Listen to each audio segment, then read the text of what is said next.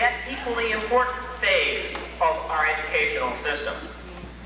In recognition of the long and selfless hours spent by these educators, NBC, now Jim, thank you, presents the following documentary account of the lunchroom game plan.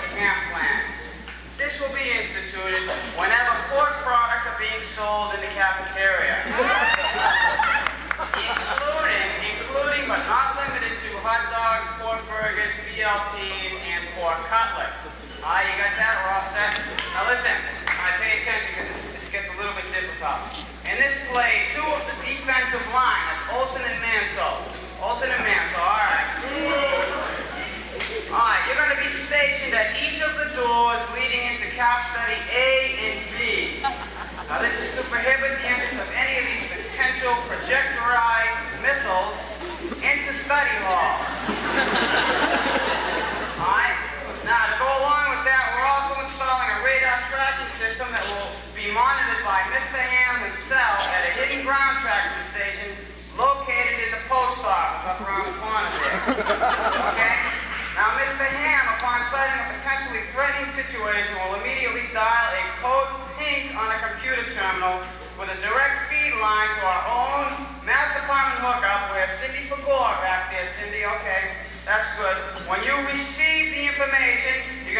back for long past the Candy Rogers. Candy, okay, there you go.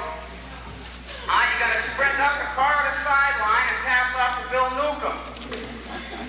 Bill's going to fight his way up the remaining corridor and scramble for position with help of...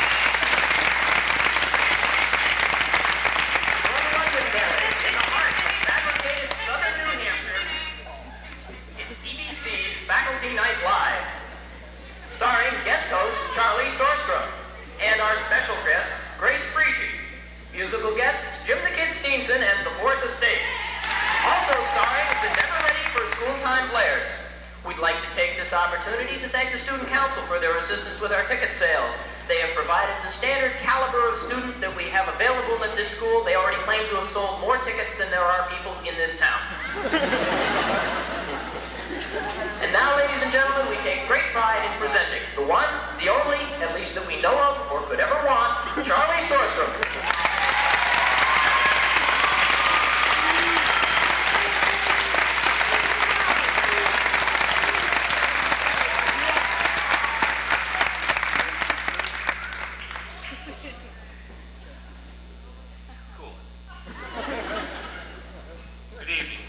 I'd like to welcome you all here to Londonderry downtown, or sort of something like that, whatever they call this place.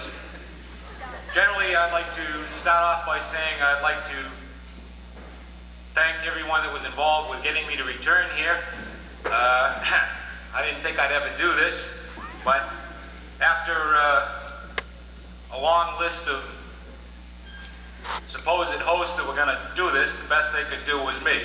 Started out, I walked through the building this afternoon and I see Bo Derek, crossed out. Burt Reynolds, crossed out. Big Bird, I mean, how low can you go? Crossed out. I understand they even tried to get Frank Foley, but he said after the Women's Club show, he was retired. So that left me. That's why I'm here. Surprised that they asked me to come back at all. After all, last time I was here, I was the heavy. I was the guy that arranged teachers' schedules, gave out detentions.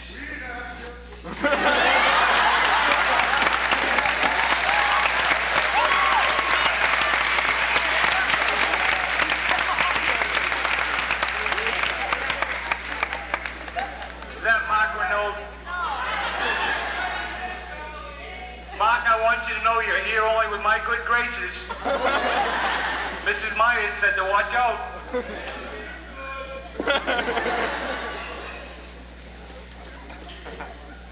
But anyway, I was the heavy. That's too bad. Fix my mic. Because basically, I enjoyed being here. It's really difficult. I got down to the point where I had reached a popularity level somewhere around that of Ayatollah Khomeini. And you know how low he is down. But then again, I got thinking about it, and I said, well, you take a guy like Dick Nixon. He retired from office. Last Thursday night, I see him on TV with Barbara Walters, making lots of bucks. Well, I'm not that big of bucks, but I don't mind being where I am. But I do enjoy being back here this evening. One of the things that happened before I left, I couldn't get anybody to understand me. I'd go to my secretary. I couldn't afford a psychologist, not on the salary they were paying. So I went to my secretary. You people all know Famie. I said, Famie, what am I going to do? I've got to do something. I want these people to understand me. And she said, why don't you put up a suggestion box? I said, all right, that doesn't sound too bad. So we put up a suggestion box outside of my office. You all know where it was. That is, those of you that knew who I was. And you all know that that's where Mrs. Myers occupies that space now. But we put up this suggestion box, and I was getting all kinds of suggestions telling me what I could do. I mean, I got a long name. My name has 10 letters in it. But I was getting all kinds of things. I don't know why. I guess people couldn't get past 4 letters. But that's all I was getting. So basically, I've saved a couple of the letters that were written to me. There, right there. See? Volume.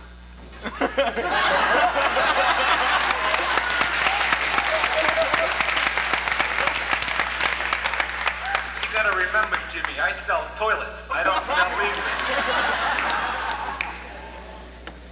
But anyway, I saved a few of the letters that came out, and I'd like to share a couple of them with you people tonight.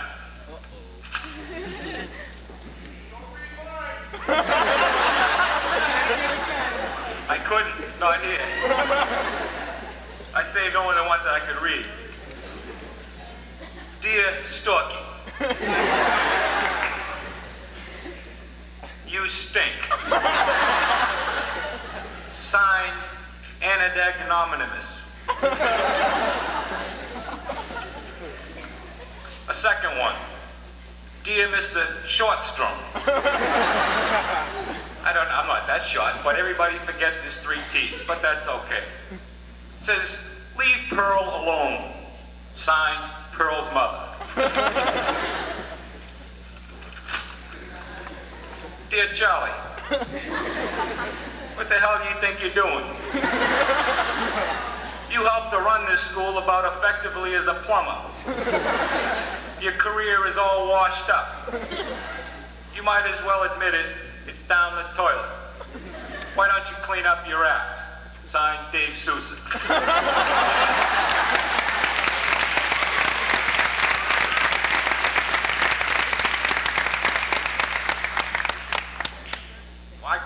to reply to these. Sorry, I couldn't remember what pocket they were in. So I have written a little summary back to these people. To dear Anonymous, I suggest you buy yourself a dictionary or get a pass to go see Miss Doyon in the library. She'll show you how to use one. Stalking. Dear Pearl's mother. Pearl who?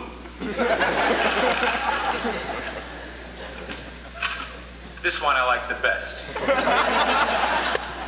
Dear Mr. Sousa, took your advice about the toilet. I'm in plumbing supplies now, and believe me, I'm really cleaning up. By the way, saw your salary in the town report.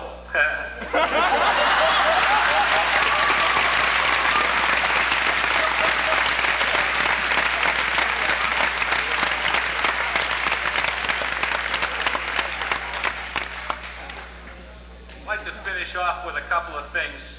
I am no actor, nor are many of the people here tonight, but we're doing our best to entertain you. Hopefully that's what we'll do. And I'll just finish it off with saying at this point that we'll be right back after this brief commercial.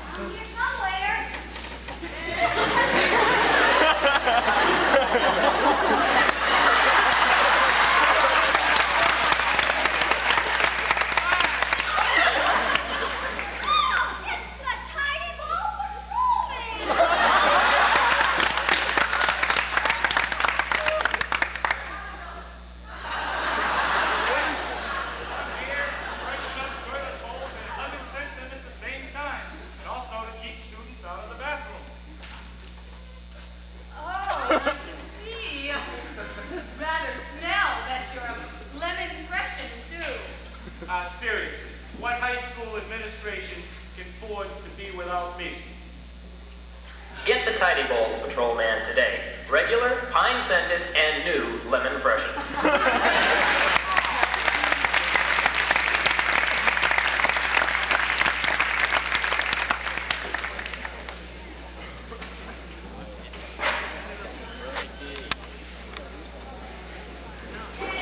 You'll have to excuse us, folks. There's going to be a slight delay. I really apologize for this, but we have a real problem we've got to take care of.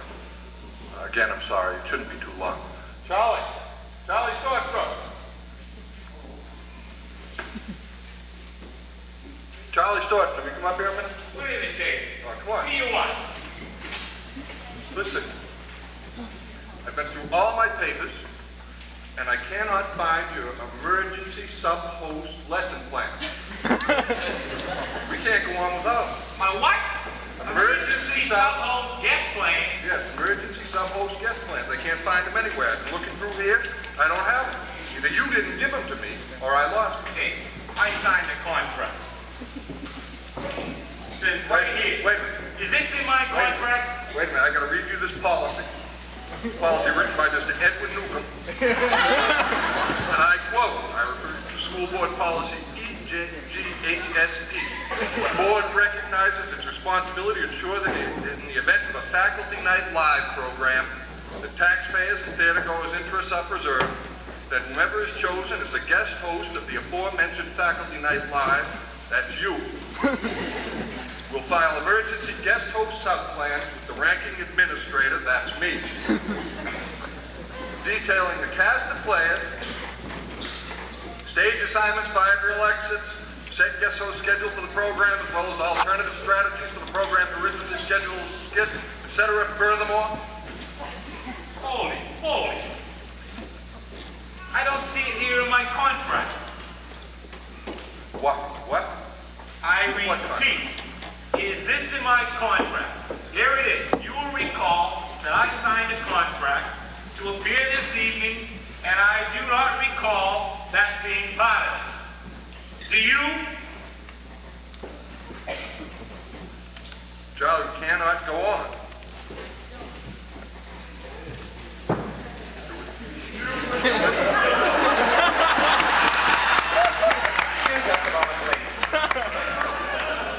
Don't be so persnickety.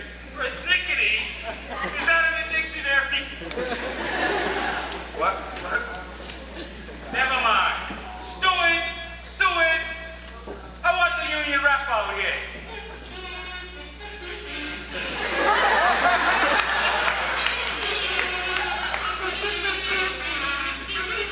Charlie, we gotta have a plan. Okay, start.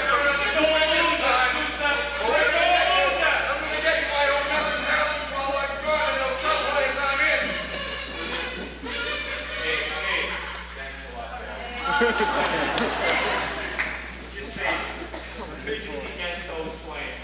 I think he's a little thick because I got more lines than he does. I will get you 10. This has something to do with all of that. Respond.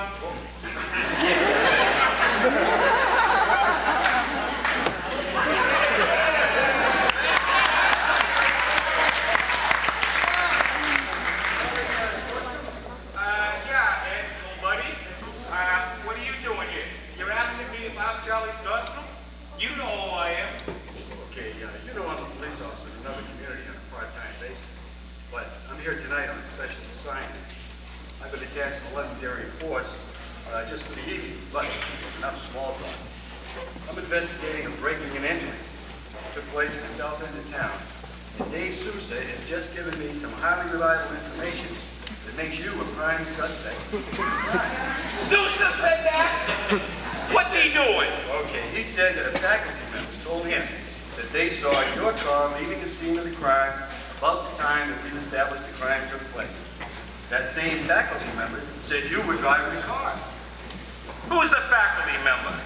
Well, that's a problem, you see. The perpetration occurred yesterday, and according to Dave, the witness, whose name I am not at liberty to divulge, has gone away for the weekend on a camping trip somewhere, someplace up in the Hey, wait a minute. Guys, I'll give it a come chance. back here. I'll give it a chance to explain it to us.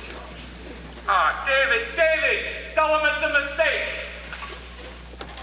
I'm supposed to read another page. Dave, I'll write the guest host someplace. Didn't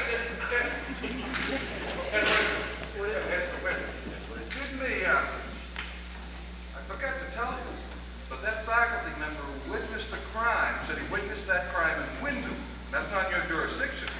Oh, naturally, Wyndham's out of my jurisdiction. I don't care what happens with Wyndham. Listen, Brother David, you've caused a lot of unnecessary hassle over time.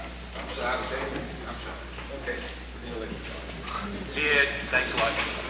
Nice to see you drop by. Okay, Charlie, you can go now. But don't forget, I want those plans by the end of the next scene.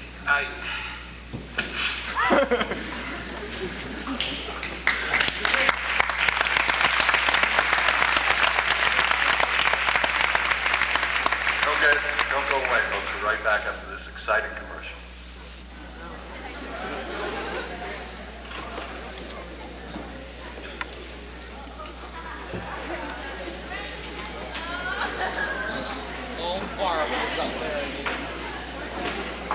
Try, if you would please, to imagine a busy department store in some European capital.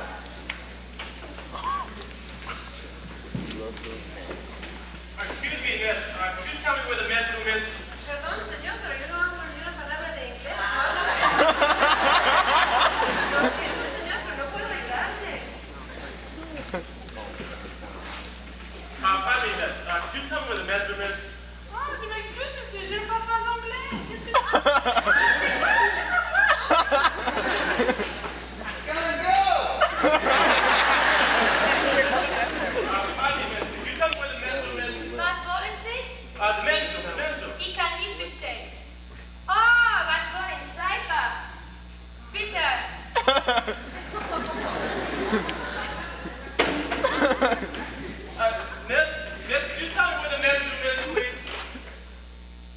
If you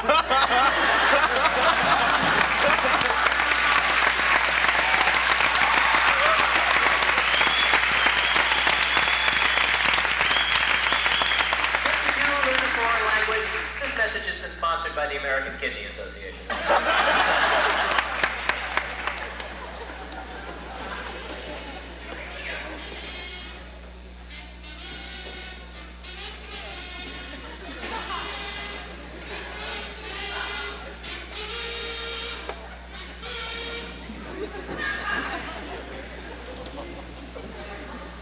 My name is Friday. I'm a school administrator. My partner's name is Gavin. Our beat is Londonderry High. February 26, 1980. We were waiting for an undercover operation to blow its lid. We had deviously planted our undercover educator, Willie, in an American history classroom. Willie had contacted us. We were supposed to be outside room 222 in the middle of C period. Substitute teacher in room 222, Miss Cronkite, had been under surveillance investigation for some time. She didn't have a record, but the principal thought she looked naughty. There were rumors she regularly read the New York Times. Crypto-fascist. Where did you get your hairpiece? Fragrance of Hollywood? This is it. I'll go see if Willie's okay while you question her.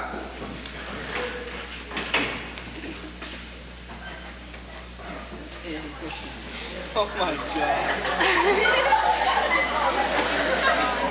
God. What started this disturbance, man? I like the facts, just the facts. No analysis, no projections, no editorializing, no judgments, please.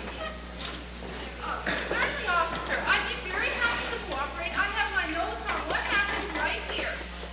Today's lesson plan called for a mock Republican primary debate. Excuse me, ma'am. Why not a Democratic primary debate? Oh, the level for that kind of thing is in the elementary school. What happened then? The 7 candidates were scheduled to present their opening statement. Well, Johnny Anderson started to talk, and Ronnie Reagan's supporters, however, started booing and chanting, interrupting, "Let this swear go away. The right and good will win today." Then what happened? Well, Johnny scowled at them for several minutes. Then he looked up to the sky and said, "Forgive them, Father, for Republicans know not what they do." And then what happened? Oh, then it was Howie Baker. He started to give his speech, but Ronnie and his friends interrupted again, chanting, "Let us think, let us smell, give away our canal." Who was next? Oh, next it was George Bush. Well, he was on his way up to the podium, but one of Ronnie's friends hit him in the face with a pot. What then, ma'am? Oh, then Johnny Carling come swaggering up to the podium, but he stopped when he saw one of Ronnie's friends waving this noose at him. He asked me if he could be excused to go to the washroom, but before he could even get out of the room, they grabbed him and removed his pants. What happened then? Oh, by now the class was quite agitated. Well, Bill Crane decided he wouldn't go up. And poor Bobby Dole, oh, he cried when he found out that nobody had ever even heard of him. Who spoke next? Well, finally Ronnie Reagan went up, and his supporters were really vociferous. Please spell that. B-O-F-I-L-I-S.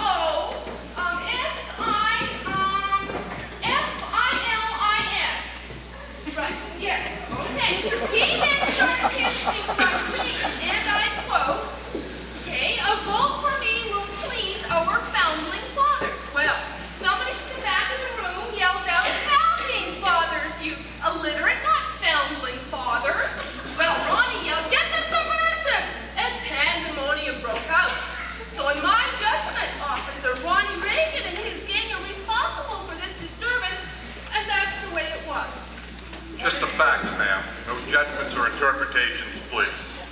Gannon, get Willie. Tell him to come out here and tell us what really happened.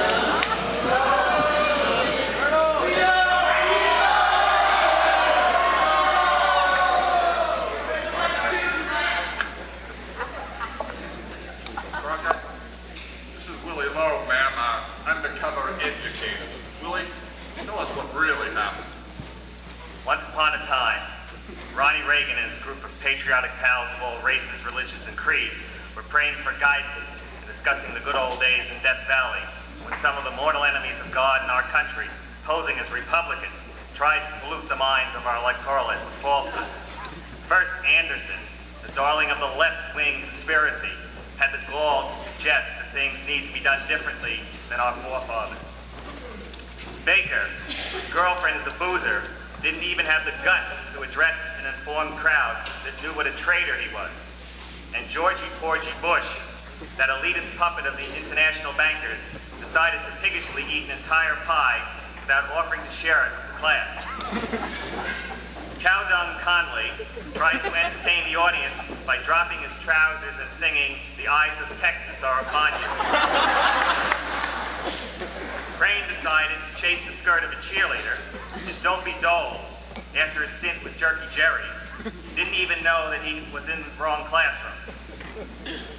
When this inferior group of subversives realized that they were deficient in the leadership qualities that Ronnie possessed, they resorted to a sophomoric tactic of disruption and brought dishonor onto our election process.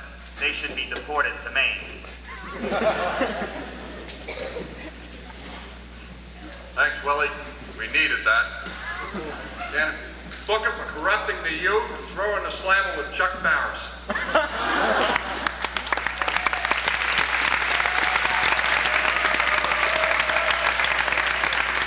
His contact was sentenced to 5 years of disgusting labor in an advertising agency. None of the names have been changed since no one was innocent.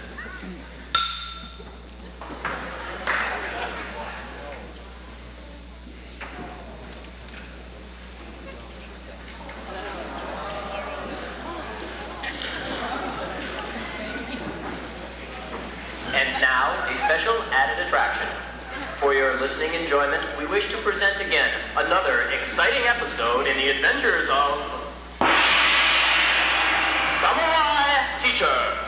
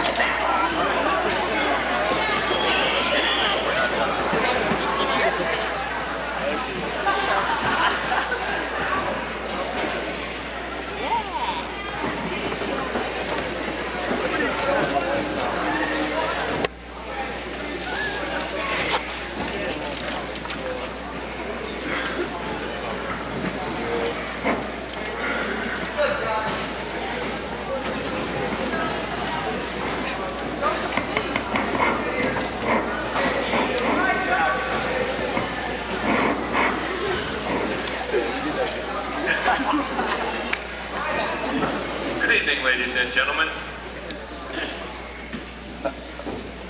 Welcome to this evening's edition of that famed quiz show, College Boards. Tonight we have with us two teams representing opposite ends of the intellectual spectrum. From the English department, that paragon of prolific philology, Miss Zeraphanides and Miss Rosenfeld.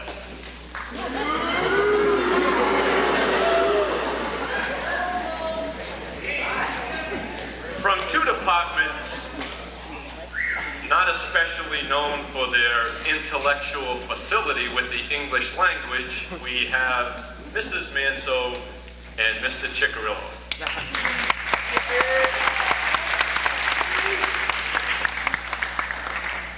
Are you ready? Ready! Let's begin.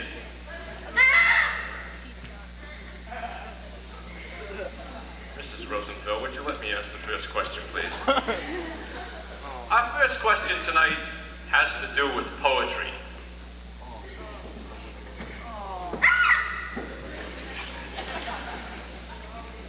And the English department is obviously going to have the first opportunity. Let's consider that first question. Who wrote Tennyson's Lord of the Idols of the King?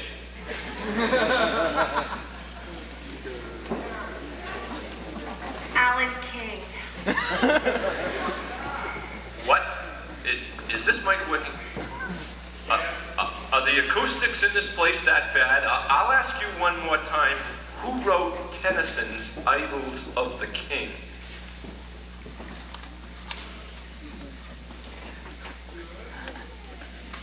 Idol Lupino.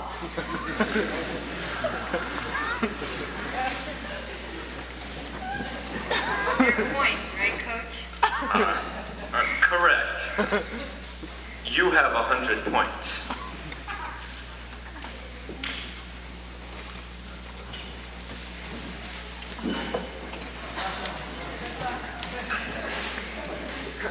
Now for our second question. This one's a sports question.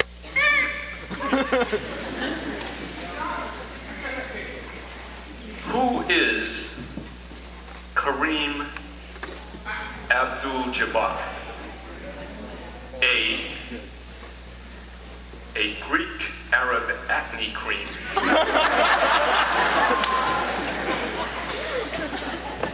B, the latest concoction at Hood's Dairies.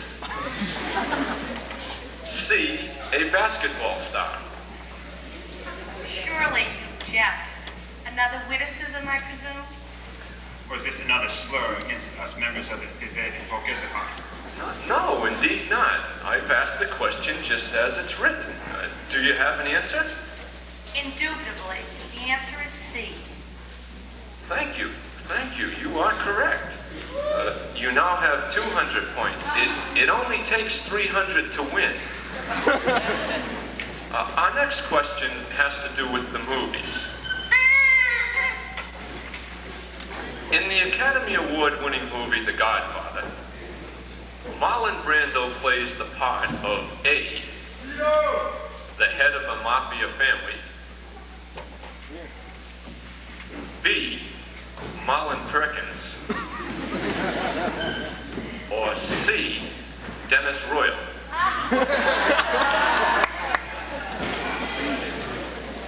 You gotta be kidding. That's hard. Would you like me to repeat the question? No, that won't be necessary.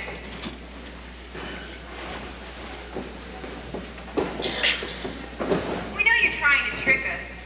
B is incorrect. We believe the answer is A, head of the mafia family. Good, good. Now you have 100 points.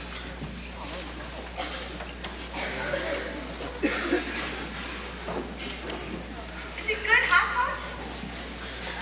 Excuse me, I believe you need an adverb there, not an adjective. Shall we continue, folks? You may, yes.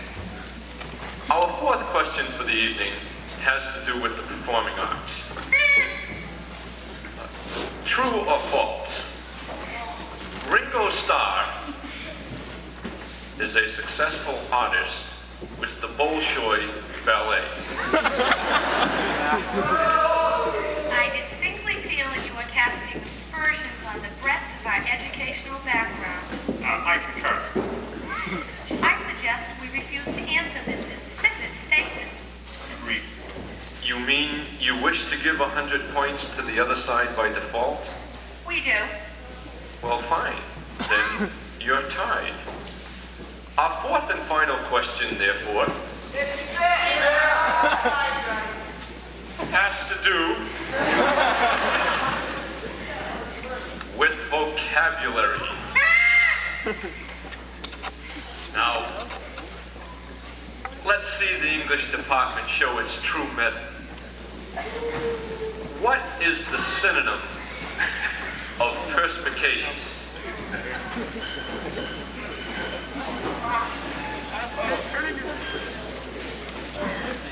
Mr. Moderator, Yes. we have a small matter that needs to be cleared up. What is your question, please? Is a synonym the same as or the opposite? Do you people have any teaching positions in your departments open for next year?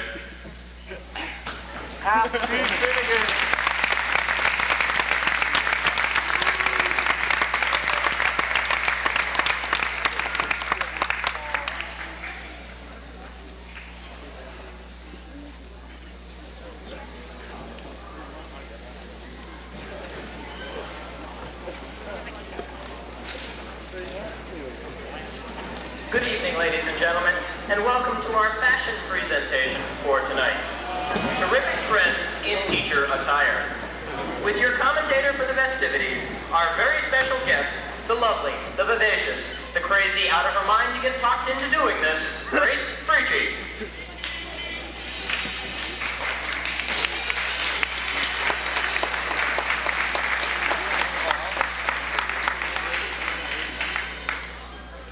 Good evening. Thanks so much for being with us tonight. My, we do have some enticing apparel ready for your inspection and approval, so without further ado, let's just jump right into our presentation.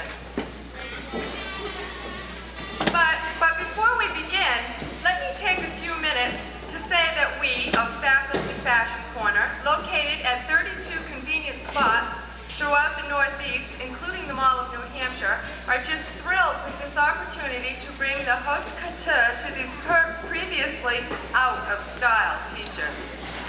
I mean, really.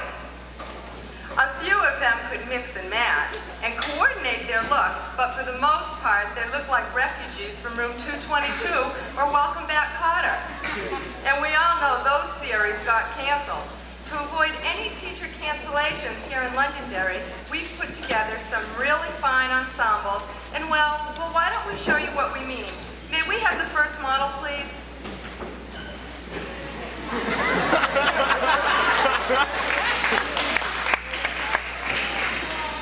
Doesn't Ed look just smashing? The perfect attire when you want to make a lasting impression. Can you just see the admiring glances coming his way on a parent's open house night? Or at a meet the new superintendent tea? Or a school board candidates debate? Ed sports a sophisticated black linen blazer, Italian silk shirt from the Isle of Sicily line, and designer tie.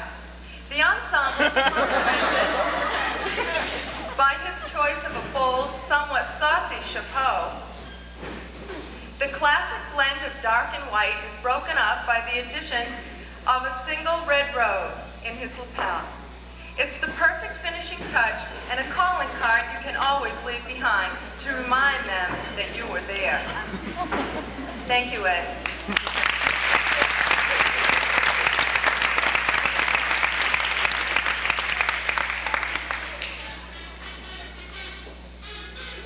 Here's Cindy.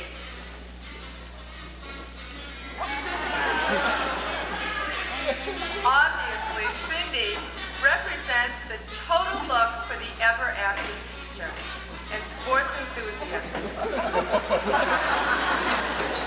Cindy wants to be prepared for anything.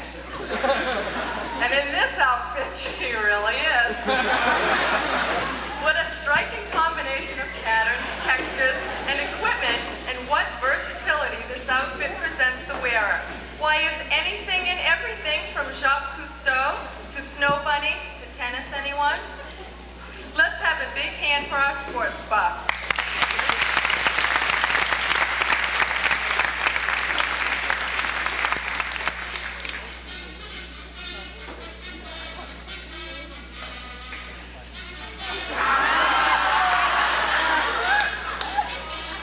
Here's a twosome ready to strike terror into the hearts of bathroom offenders, while at the same time presenting that casual but authoritative look.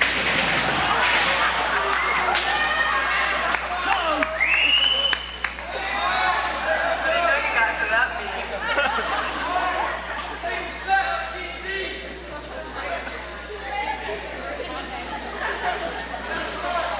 Dan is attired in a facsimile fatigue, so like the real thing issued by Uncle Sam, that anyone thinking about writing graffiti in the boys' room will think twice under the impression that the National Guard has been called in. Dan is assisted in carrying out his duty by Tom, dressed in the incognito look. So popular these days with the CIA. It's a strikingly simple blue wall with an adorable peephole, so Tom can keep it up.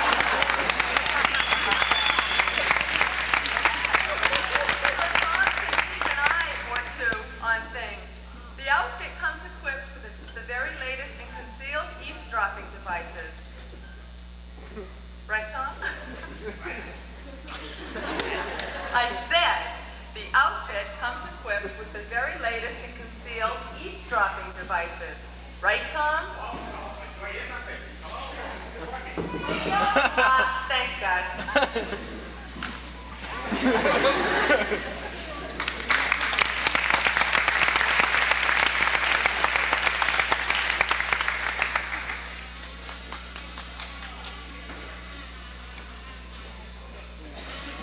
What will the best of the best dressed, supervised study teachers be wearing this season? Here's Leo to give us a preview of the coming attractions.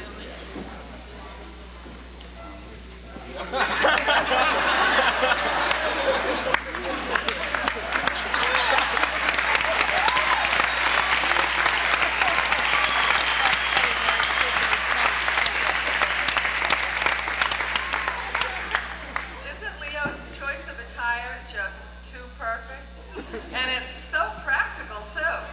It truly represents the wearer with a totally compelling image that can be worn fall to winter, winter to spring, and provides Leo with the right look for the summer job at the local police academy target practice. Thank you, Leo.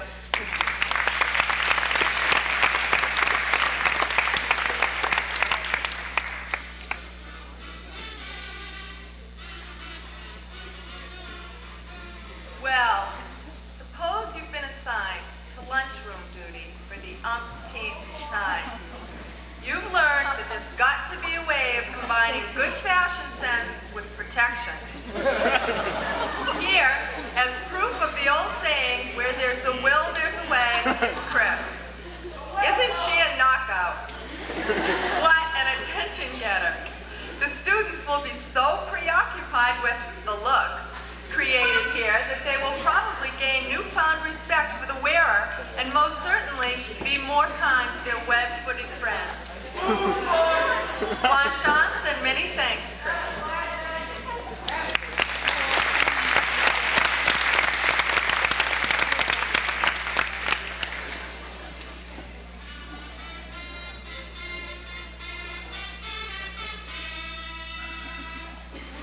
Here's Tim, who modeled the very latest, up-to-date look for a department coordinator.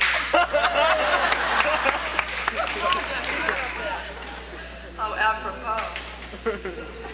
Tim is really out to impress with his choice of red, white, and blue, exemplifying school spirit and serving as a model to staff and student alike. He has really given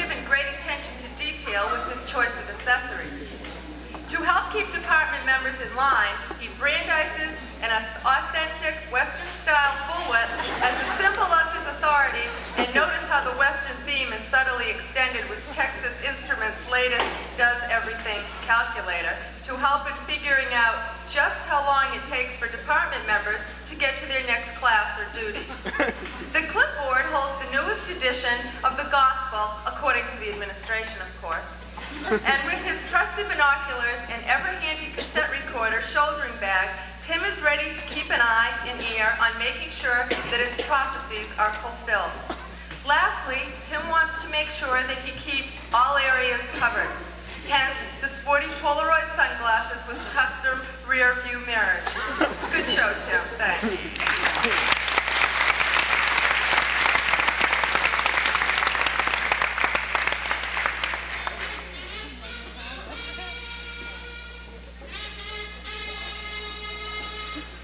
Let's welcome Dawn, this season's representative of the be prepared look in bus duty attire.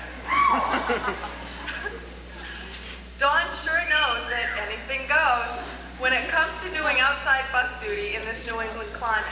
And so she wisely chooses the ever-popular layered look. And in her choice ensemble, her outfit represents style, versatility, and most importantly, practicality. The most important fashion ingredients in this outfit are on her feet. On one, Dawn sports the famous Dr. Scholl exercise sandal to enable her to get some good use of her valuable time. On the other foot, she wears a genuine reproduction of the famous World War II combat boot, the kind your mother used to wear. For those days when the weather is really the pit. Let's have a round of applause for Dawn.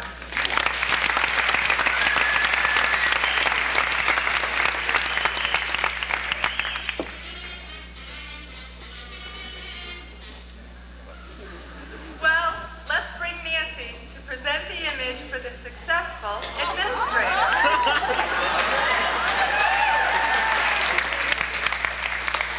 Of course, we all know that the A is for administrator. Nancy is bound to round up a lot of things in this outfit. It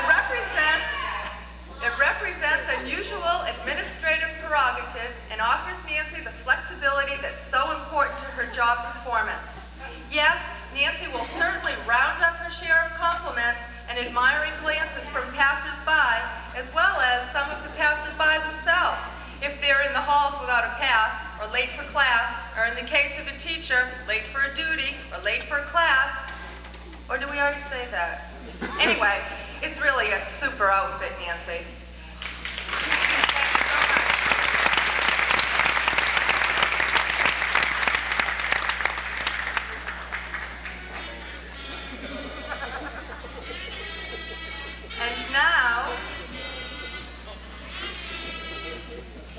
And now, last but not least, here's Charlie.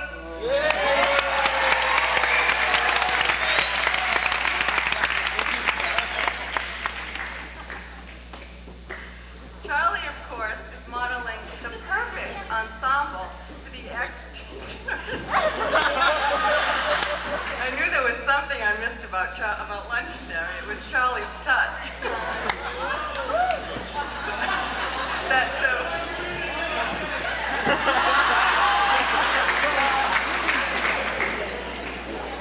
Well, what can I say? He looks sophisticated, classy, successful, and happy. And we all envy him.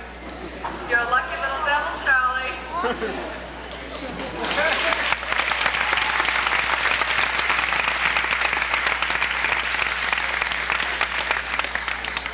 Well, folks, that concludes our evening's presentation.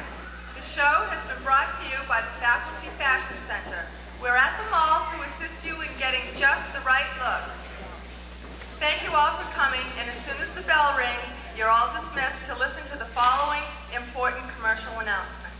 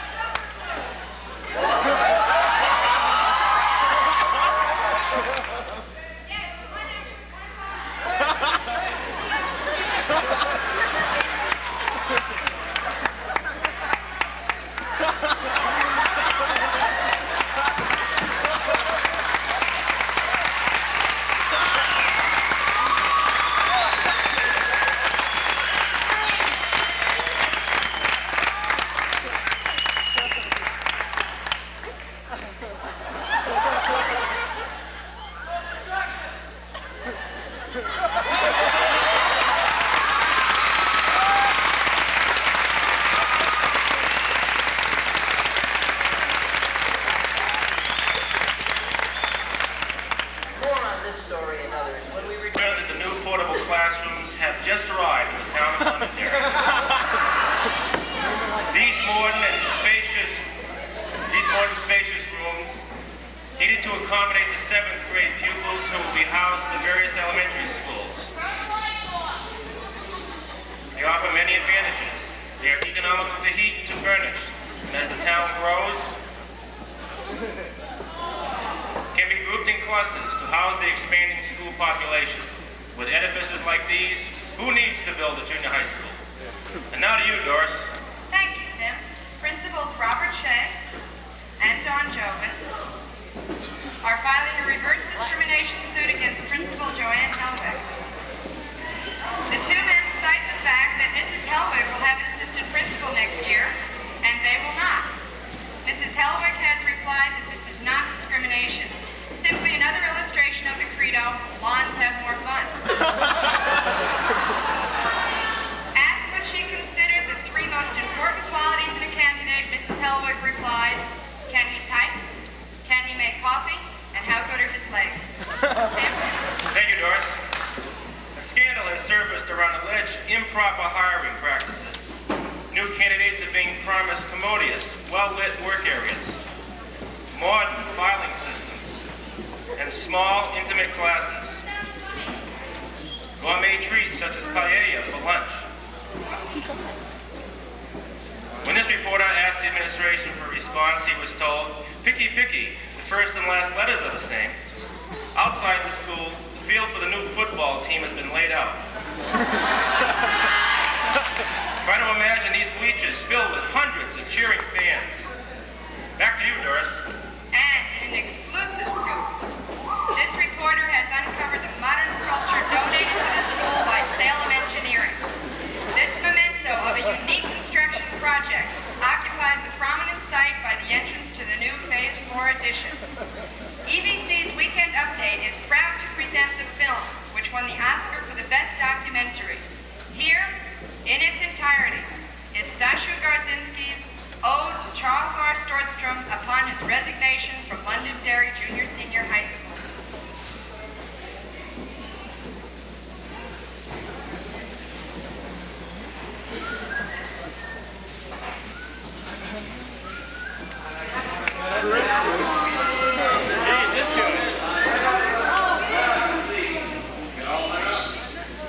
Well, no big deal.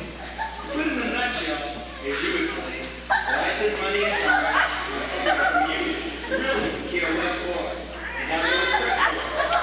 Besides, if I want to see people make fun of me, I'll just go and stand by your office. What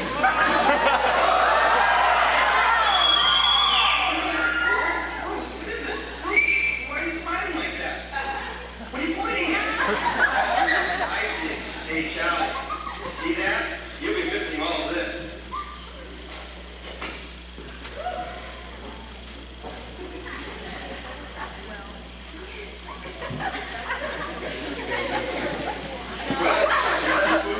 In all seriousness, I'm going to have to say something about you. Out of 5 spots, I can't come up with anything. Good or bad. Now, Charlie, what would you do in my place? What would you do to think about important decisions? Wait. I know. I'll go to the Charles Richard Stordstrom Reading and Thinking Room. Why didn't I think of that sooner?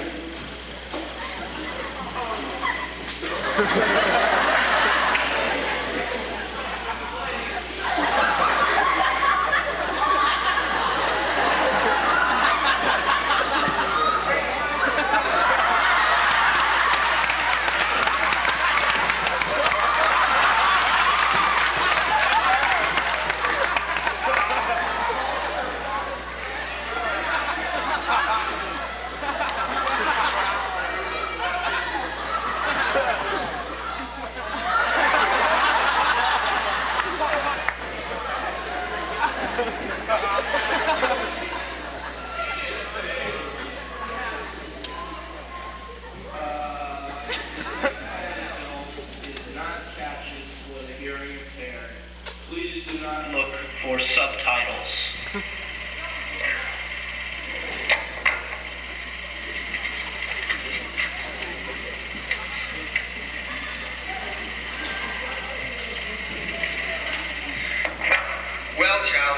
I just don't know what to say about you.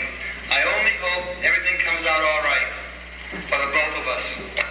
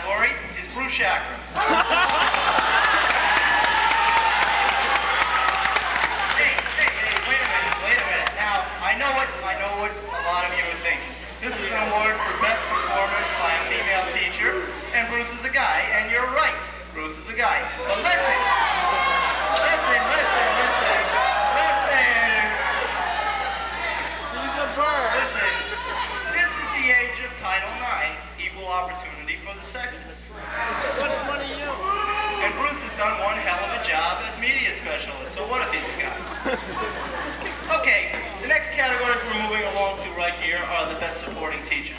Nobody really cares anyway. So we won't bother to look at them. Let's get down to the real business at hand here. Enough of these knucklehead categories. This is the big one. Best all-around teacher. Here are the nominees. For his performance as science teacher, we have John Leahy.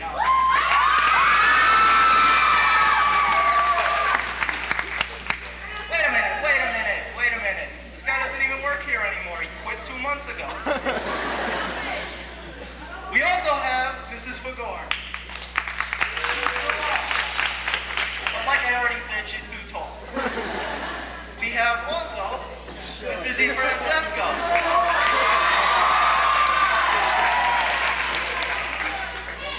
And he's too short. Now here we have a real strong contender. Lionel Boucher, Instruction Trades, nominated for his class on Reverence for Wood. Hell of a class, but let's face it, Lionel, you got sawdust on the brain. You don't even know where you are half the time. That leaves us with none other than Bruce Shackman for his astounding performance as media specialist.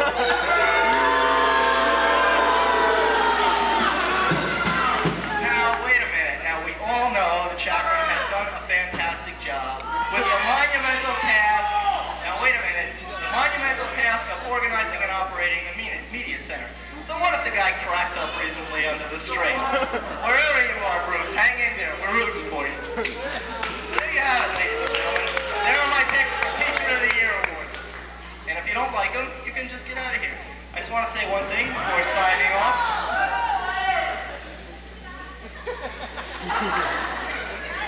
Any refunds? I'd just like to thank my parents and my teachers and everybody else for making all this possible. Now, get out of here, you bunch of knuckleheads. Thank you very much, Bruce.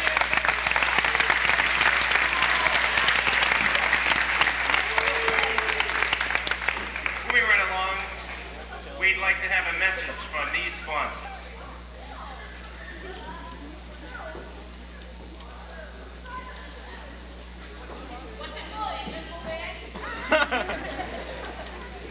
Our sponsors will be right with you. You put up the rolls.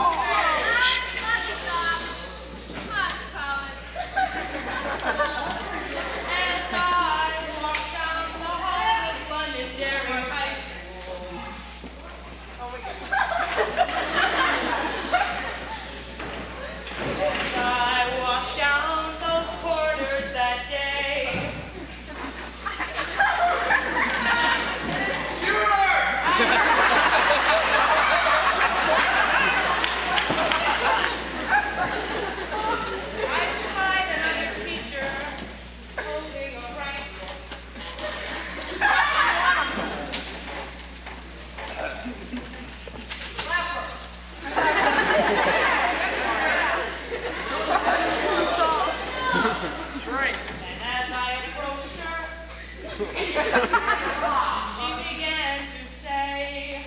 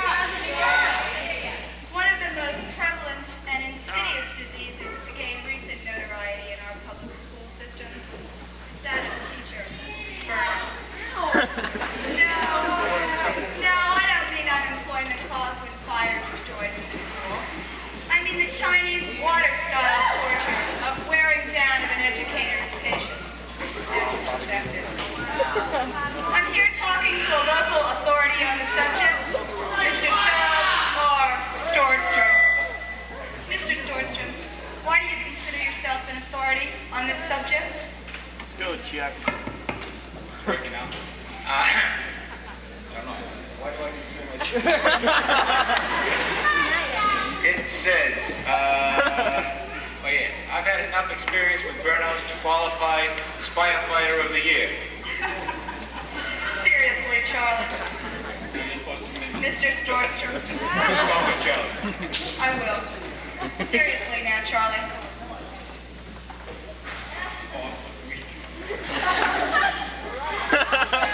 I have seen many a teacher leave these hallowed halls of learning for more lucrative positions in the business field. After all, why not? We wouldn't get burned up dealing with all the burnouts that came through my office every day. We got them all up here in the corner, I think. After all, those kids wouldn't know courtesy if they jumped up and... Charlie, please. Teacher. That's all right. Tell me. What are some of the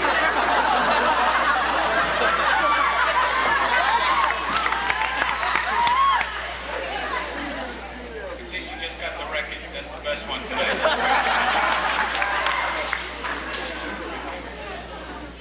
First of all, their vocabulary dwindles. They've tried so hard to reach these students that they can no longer think of words in more than one syllable. What happens to their interpersonal relationships, Charlie? They become paranoid. They feel that they must watch everyone around them. There is no trust. And then? I can't read my line. Unfortunately, it's downhill from there. The worst sign is an irrational fear that someone is following them. Thank you, Charlie. During the course of this interview, people, I began to realize that one of our very own faculty members may now be afflicted with this dreaded disease. Our own dear media man, Mr. Shaffer, has been evidencing these signs as noted by our authority. Can he be saved? No. No. Is it too late? Yes. Do you care? No.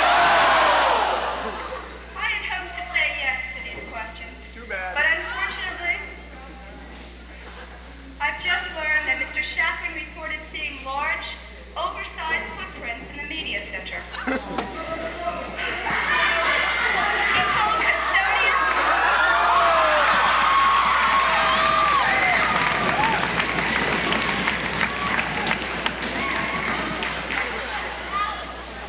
Wait, it gets better.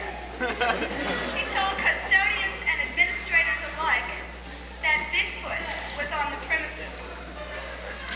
When asked why Bigfoot would want anything to do with Mr. Shaffer, he replied, "He wants me, obviously. Who else would he want to be with?" That, ladies and gentlemen, ends my report on teacher burnout and Mr. Shaffer, a legend in his own mind.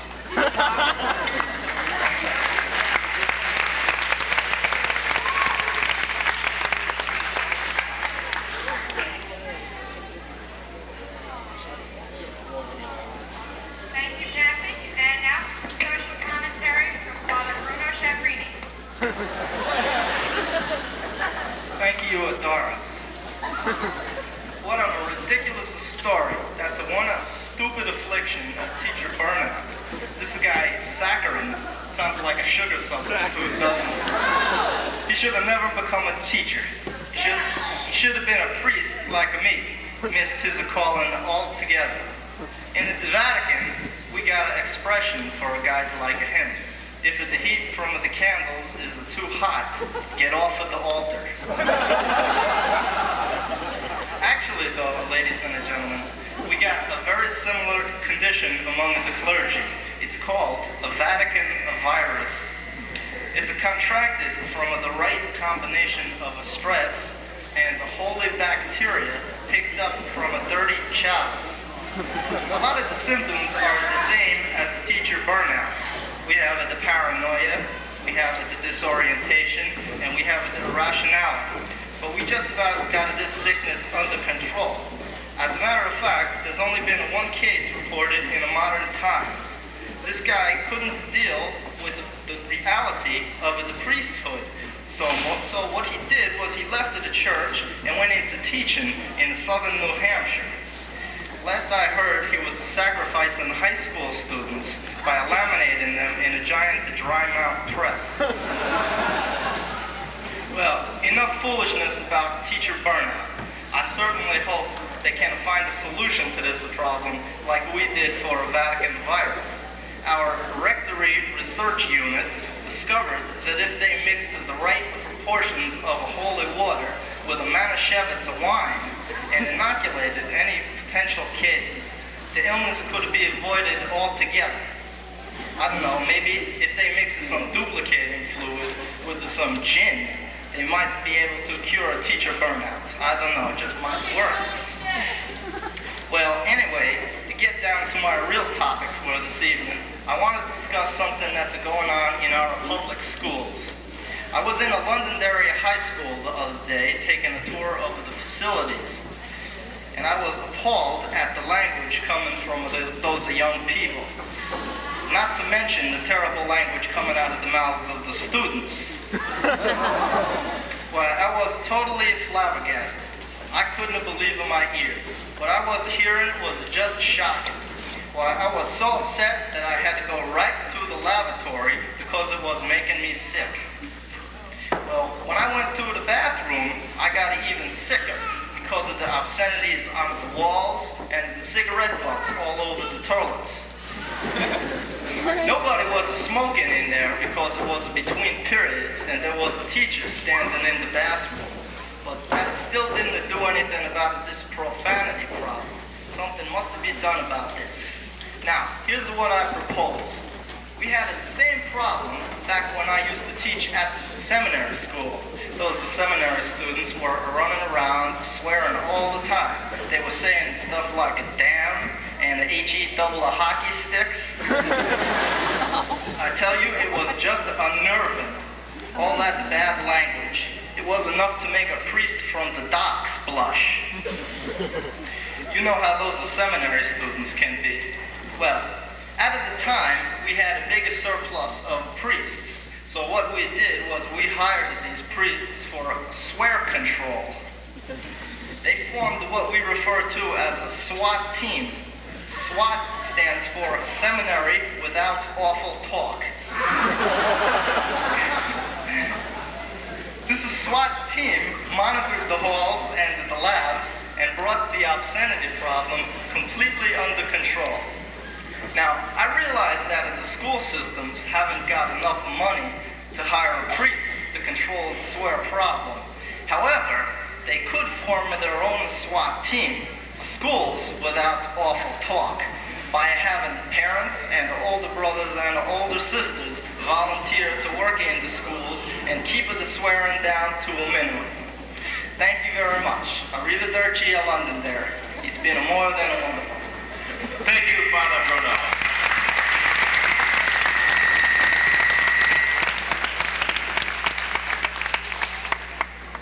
Well, it's been another hectic week in the sports world, and here with all the scores and more is our weekend update superstar sports reporter, Tony D.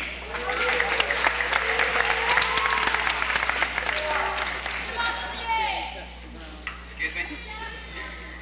Thanks, Tim, and hello once again, sports fans. Well, it's official after an intensive and extensive as well as thoroughly exhausting investigation. High school principal Edmund Thibodeau announced today that a ruling...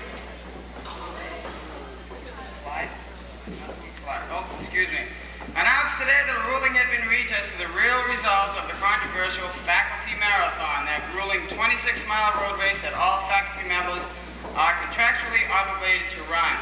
You will recall that the first runner over the finish line was the Voc Ed Department's entry, Ronzi Louise. Louise was given the traditional victor's crown of laurel leaves, a medal, and cited for his performance over the intercom before the first grumblings were heard.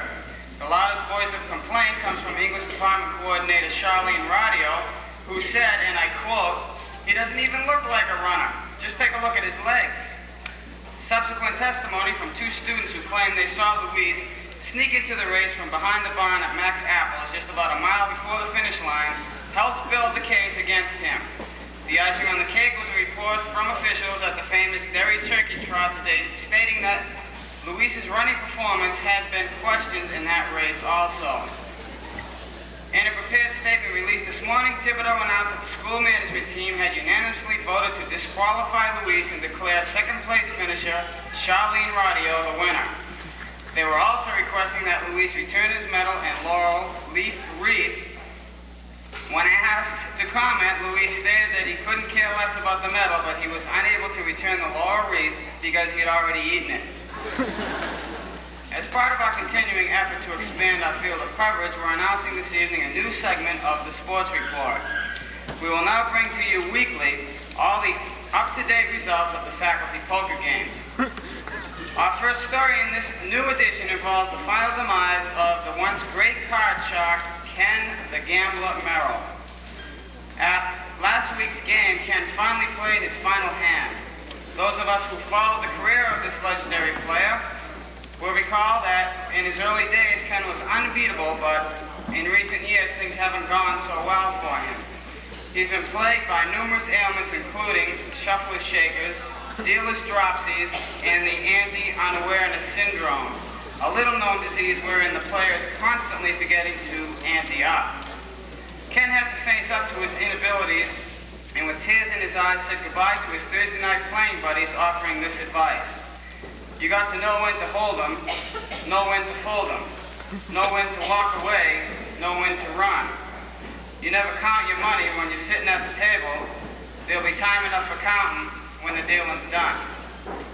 I can't help making a personal statement about Ken's decision to leave this game. I myself am part of the weekly gathering, and despite the fact that it was becoming increasingly difficult for Ken to hold his own at the felt, I was of the opinion that he was still ahead of the game, and so I thought we'd have a chance to get even with him. So big deal. He kept dropping his cards, potato chip crumbs all over the table, dropping beers all over the place. I mean, so what? The guy cleaned me out for a bundle over the years. Why do you think, for example, I had to trade in my vet for a subcompact Toyota? Why do you think? Thank you. I tell you, but no! Instead, he crops out with his excuses when he realized that the rest of us had sharpened our game skills and were closing in for the kill. Oh no, I tell you, he decides to get out while the getting's good, cash in his chips and laugh all the way to the you-know-where he set up a 90-day notice account. Does he worry about the rest of us who loyally supported him over the years by losing a chunk of our bi-weekly pay to him? No, I tell you. Tony. I think some of our viewers are thinking that you're a bad sport or a poor sport. We don't want to give the audience that impression. So why don't we, I'll tell you what, mate. Why don't you take a flying leap? Don't tell me you bought Merrill's act, of all people. I'll tell you, there's no way you can tell me that. And by the way, what do you think our viewers here would think if I told them how you've been using the math department computer terminals to play the odds on how the hands were dealt? Oh no, I'll tell you what, you wouldn't want to make out to be sneaky by any means, but you, I tell you, you can't wait to, for the chance to deliberately insinuate that Tony, I'm calling you out, Bob. What's the real reason you're so upset? Come on, you can tell me. Let's hear it. What's bothering you? I'll tell you, since Title IX came in and we had to, let the girls play. It just hasn't been... Tony, I understand, though. Why don't we talk about it after the show? Oh, come on, Tony. Where's that smile? Come on, let's see that smile. Yeah. That's more like it. I promise we'll talk more about it after the show. Okay, Doris, that's all in sports. Back to you. And next we have our consumer report with Suzanne Doyen.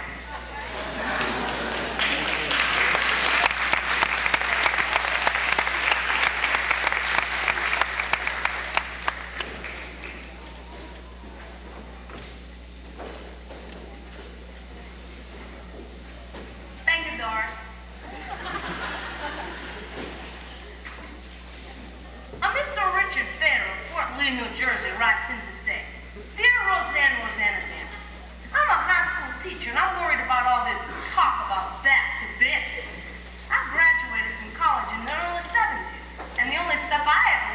teach was modern and complicated. What am I gonna do?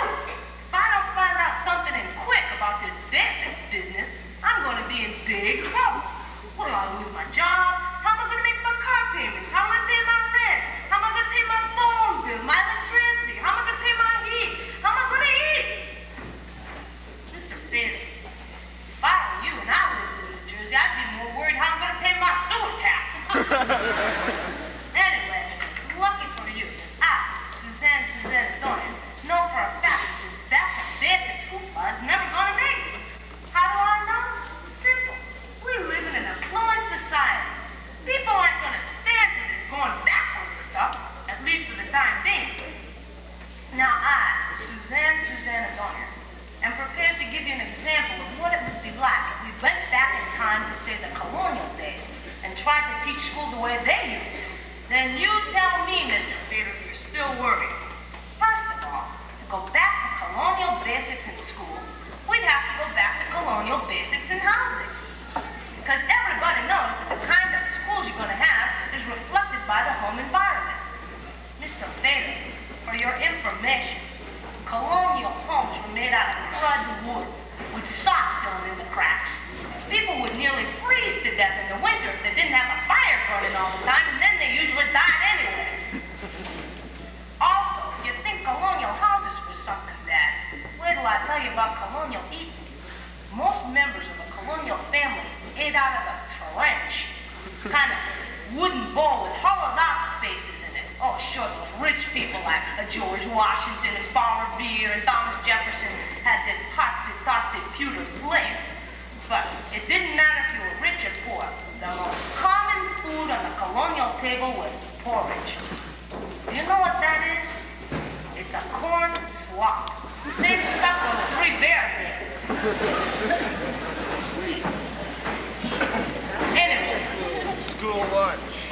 It was a real gross, disgusting, good-for-nothing and nobody food until George Washington himself discovered a new use for it. See, even though George was rich, he had some pretty rough times down at Valley Forge during the Revolutionary War. In fact, it was at Valley Forge that he developed trench mouth from eating out of the same trenches as his men. He lost all his teeth. Poor guy had to get a set of wooden choppers. Well, whenever he ate this corn slop porridge stuff, he'd put it in his mouth and it'd drip all over his chin and onto his fancy ruffled collar, make a big stinky mess. It was disgusting. And to make matters even worse, this namby-pamby guy named Benedict Arnold kept running up to him in public saying, "Hey, George, pour a drink around the collar, pour a drink around the collar." Martha Washington thought she'd die. She didn't want to scrub no collars anymore, especially after that, so she told George, "Think of your own solution." You know what that George did? He found out if instead of putting that corn slop porridge in between his teeth, he put it on top of his teeth and on the bottom of his teeth, that his bridge work stayed put and no more ring around the collar. It was wonderful. Not only was he the father of the country, he invented porridge grip too. Man was a genius. Anyway, directly related to colonial eating habits was colonial drinking habits.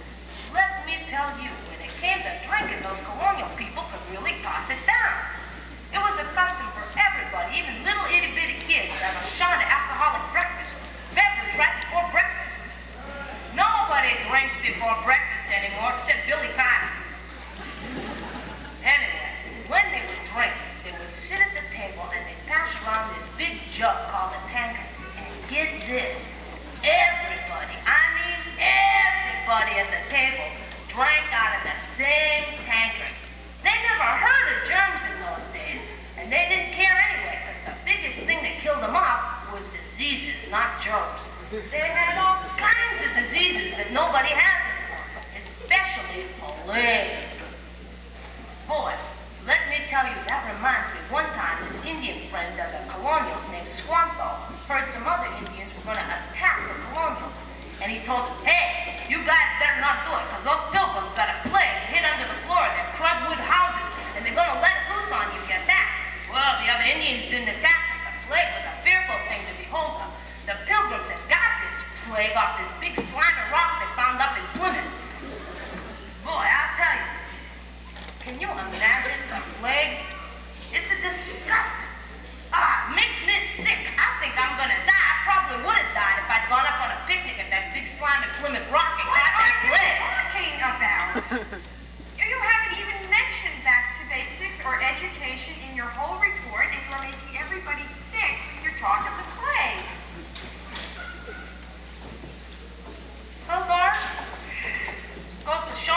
or something. One thing is clear. If it's not modern germs that are going to kill you, it's the plague. I mean, it's just like my grandmother, Nana Susanna Thorne, used to say to me when she'd tuck me into bed at night and she'd get me all comfy cozy and she'd pull the covers up under my chin and she'd say this little prayer for me. Now I lay my little Suzanne down to sleep into this back to basics business. I hope we don't sink too deep.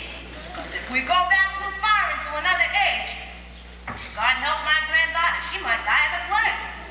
Night, Suzanne Doyle. That's the news. Good night and have a pleasant tomorrow.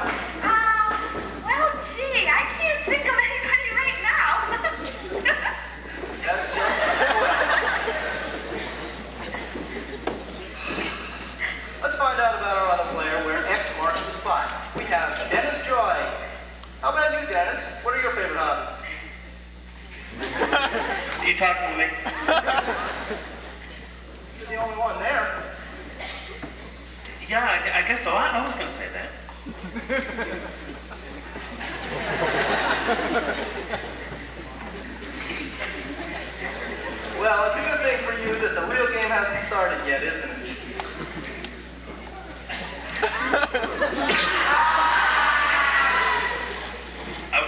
too. Say, Dennis, it says here that you're a history buff. Tell me, who's buried in Grant's tomb?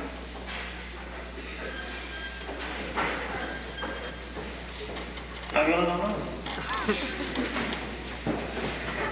Try Grant, Dennis. I was going to say that. Well, it's a good thing for you that the real game hasn't started yet, isn't it, Dennis? Let's hope you'll improve when we begin. I'd say you've got some interesting competition with Mindy here. Okay, let me review the game for you, and then we'll get underway. We'll start this game with Miss O, who won the toss backstage. Mindy will listen as either a multiple choice, fill in the blank, or true-false question is posed to the star she selects. Mindy will then have to agree or disagree as to whether the star has answered the question correctly or has bluffed and answered incorrectly. If Miss O is right, she will win the question, and her symbol of O will cover the star's square. If Mindy answers incorrectly, then her opponent, Dennis, wins the square.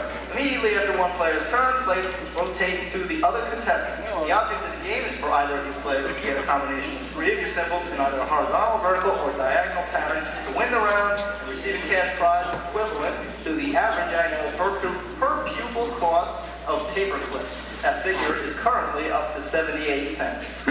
Keep in mind that one of our squares is the designated secret square, and the player who selects that star will be eligible to win the outstanding assortment of prizes that our announcer Mark is going to tell us about right now.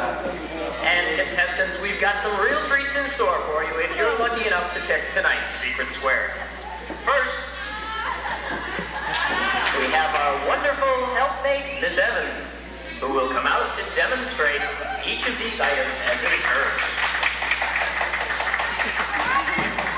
You can win your own matched set of assorted magic markers in 8 vibrant colors from Magipen, the same people that brought you number 2 lead pencils.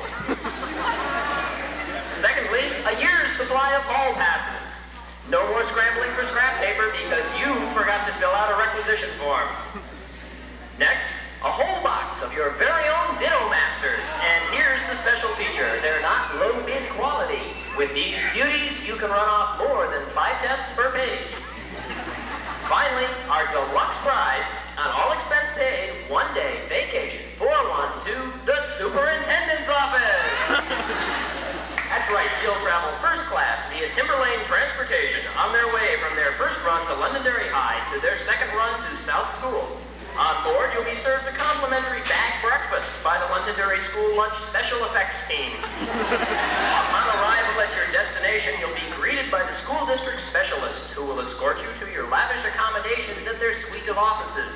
They've cleared a knee-hole space between the Federal Registrar's file cabinet and the Xerox machine just for you. Finally, it's time to meet the man himself, the superintendent. You'll be allowed to act as his special assistant for the day and will accompany him as he meets with 1 school board member, handles 3 complaints from parents, 1 teacher grievance, investigates the flooding at the high school, dictates 2 memos, receives, fills out 14 more special education federal mandate forms, balances the budget, finishes teacher building assignments, participates in an administrative council meeting, prepares for another public hearing, interviews 3 new teaching candidates, and that's just before lunch. The rest of the day is a surprise. Just think, it could all be yours if you pick the secret square. Whoa, that's Mark. Well, Mindy, do any of those prizes appeal to you? Oh, for sure, the magic marker. Definitely. I have to work in the biggest department, and there are so many times when we have to share. I just love my own set of magic markers. What about you, Dennis? I'd say it's a toss-up between the hall passes and the Ditto Masters. Though the trip sounds pretty good too. However, if I win that, do I have to fill out a personal or a professional day form? We'll have our research staff look into that for you, Dennis. Right now, let's get started. Are you ready, stars? Ready! Okay, Mindy, pick a star. Rich Nagy, please. Good strategy, the center square. Hey, Rich, how's it going, buddy? By the sound of that trip, it's going to be a real tiring experience for the winner. Ain't that the truth? Oh, for shame, Mr. Shafrin. Always remember, don't say ain't, or your mother will faint and your father will fall in a bucket of paint.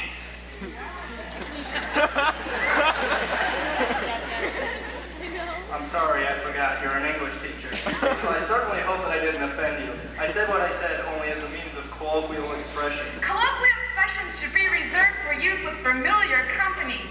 And it's but never in public or in the instance of conversation. Thanks, Mindy. I'll try and remember that. Rich, here's your question. Why do motorcyclists wear leather jackets? Why do motorcyclists wear leather jackets? Because chiffon wrinkles so easily.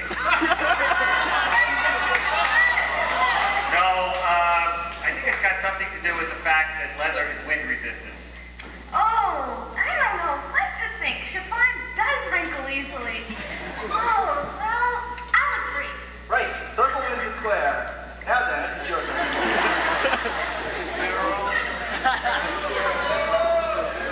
Lionel Boucher, please. Excuse me, Ann, would you mind? Oh, I'm sorry. Boy, the details of that trip wore me out. Wow, what a hectic schedule. Listen, Mr. Boucher, I just want you to know that I saw your class on reverence for wood.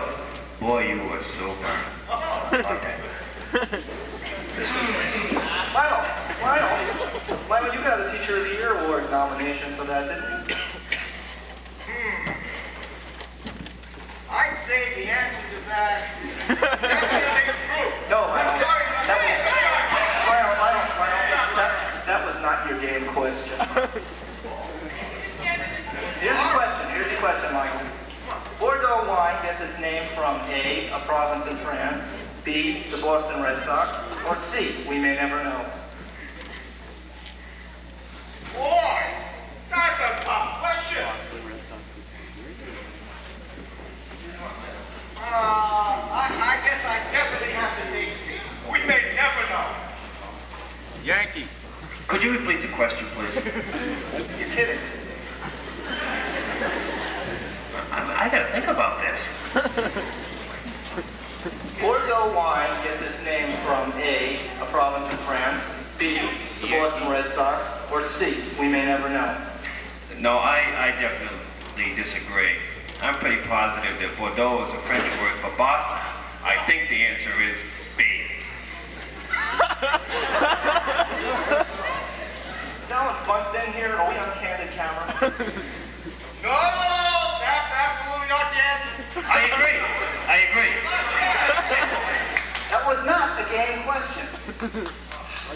The answer is A, a province in France. Circle gets the square.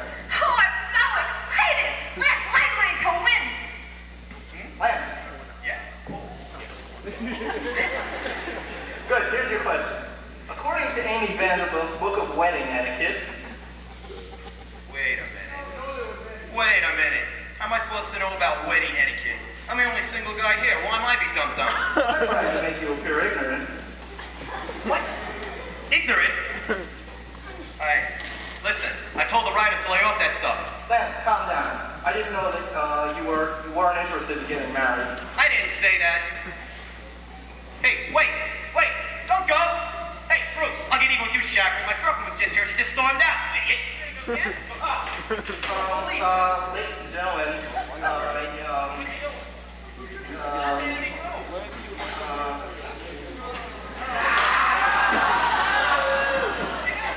It's okay, Bruce. Get us up. oh, thank you. And you are? Oh, you are. That's what I work for. And who are you? Oh, who am I? Charlie Starstrom. How are you? Fine, thank you.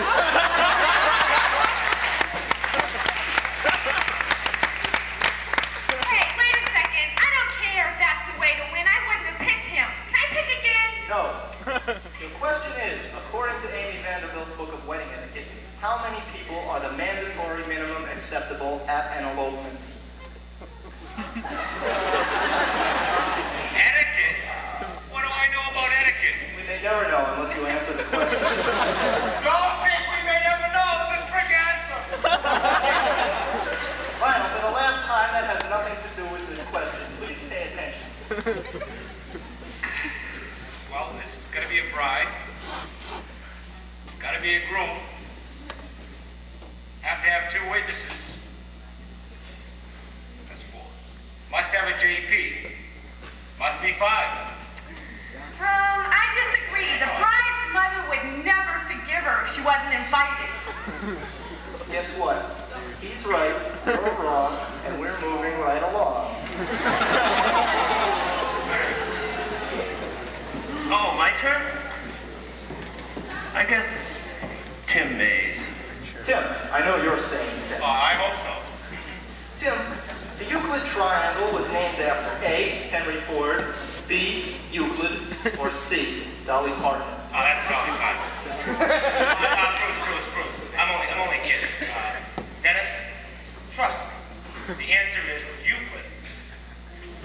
You don't fool me. A triangle is a figure, right?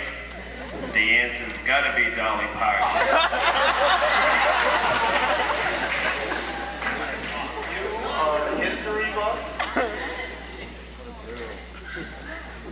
Well, remember that I did say I was a history buff. Gee whiz. Never mind. My turn. Bill Newcomb to win.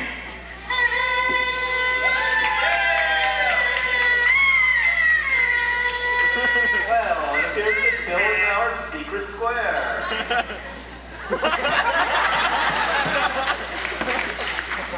Surprise. Always. I've been the secret square so many times. It's no wonder my hair is gray. I've been the secret square so many times. It's no wonder my hair is gray. Okay, Bill, you said that once already. Maybe we'll win the game and all those prizes, and we can all go home depending on your answer to this question. Oh, please let me win. Here goes. The great American sports pastime is baseball. True or false? You did say America. Right. Londonderry tell me it's football. But in America, it's baseball. Oh, gee. I don't know anything about sports. I'll disagree. I'm really sorry, Andy. More sorry than you can imagine. Bill is correct. I knew that. Why can't I ever get any easy questions like that? But I'm picking Candy Rogers to win. Candy. Which of the following is a great feminist leader?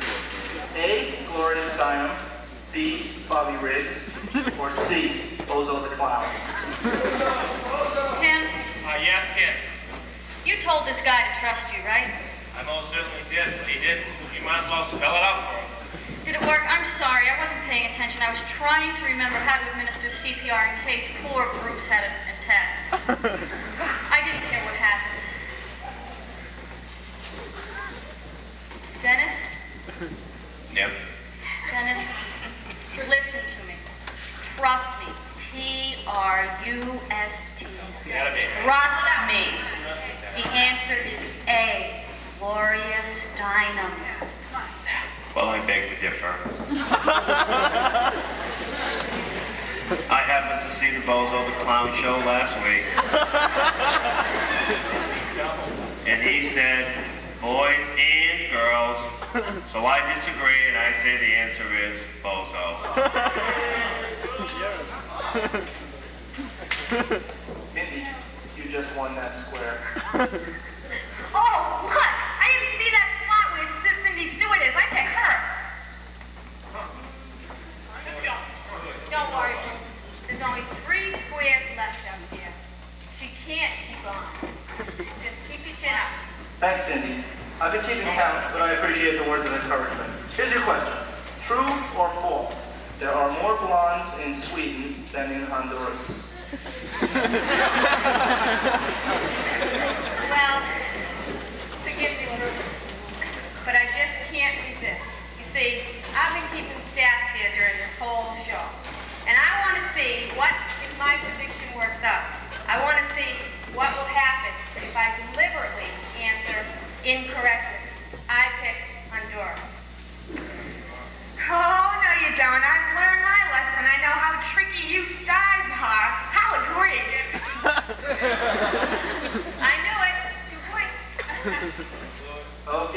Dennis. You just won that square. There are only 2 squares left. Neither of you players can win any longer in the traditional way, so you have to concentrate on winning the most squares. Okay, Barbara Edmond. Oh no, another history question. Why me? Why you? Why me? Who signed me up for this game anyway? Barbara, the ruler of France. Are you listening, Dennis? The ruler of France during the French Revolution was A. Pierre Cardin, B. Louis XVI, or C. We may never know. That's Lionel's line. We may never know. But this, yeah, no. This is ridiculous. Dennis, are you listening? The answer is B. Louis XVI. And I'll even tell you why. There's thousands of recorded documents that say he really did exist. And besides, Pierre Cardin is a fashion designer. Thanks for the hint. Now, I remember him, Robespierre. But you're right. Even though I think he was around during the French Revolution, I bet the king was Louis. I agree.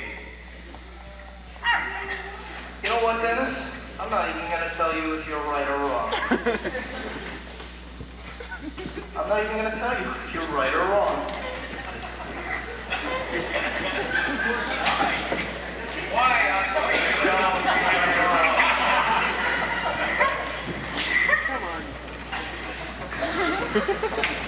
Lionel. You got a line here, Lionel. I can't remember it. You may never know. You may never know. Lionel, be quiet.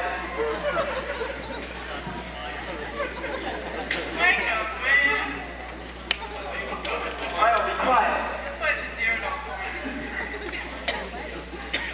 Maybe if you win the square, if you win the game, no, if you win this square, you win the game.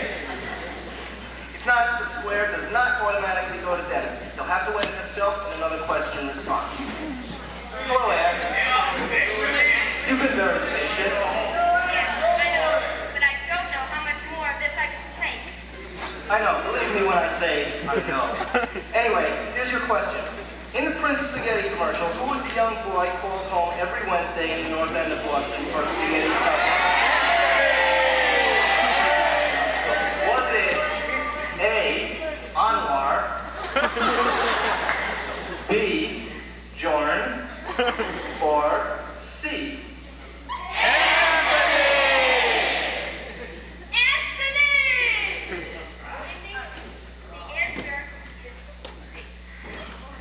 Uh-oh.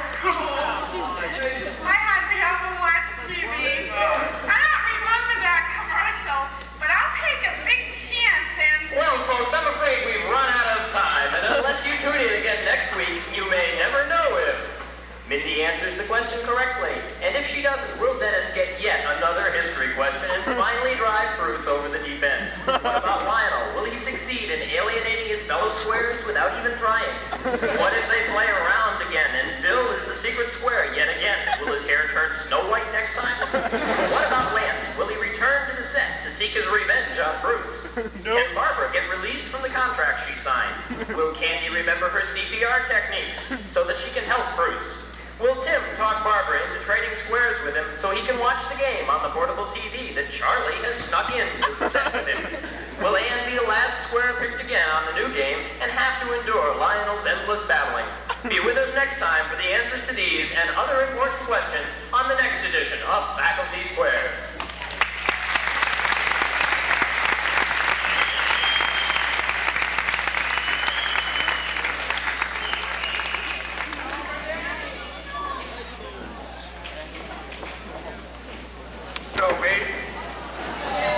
Most teachers and students around Londonderry High School recognize me on sight.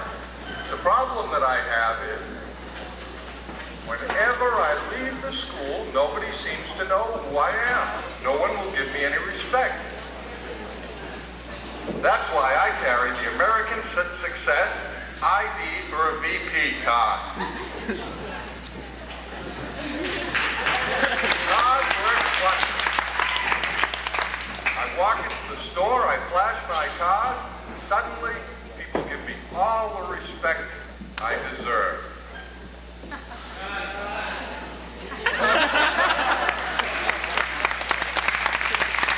American Success ID for a VP card. I never leave work without it.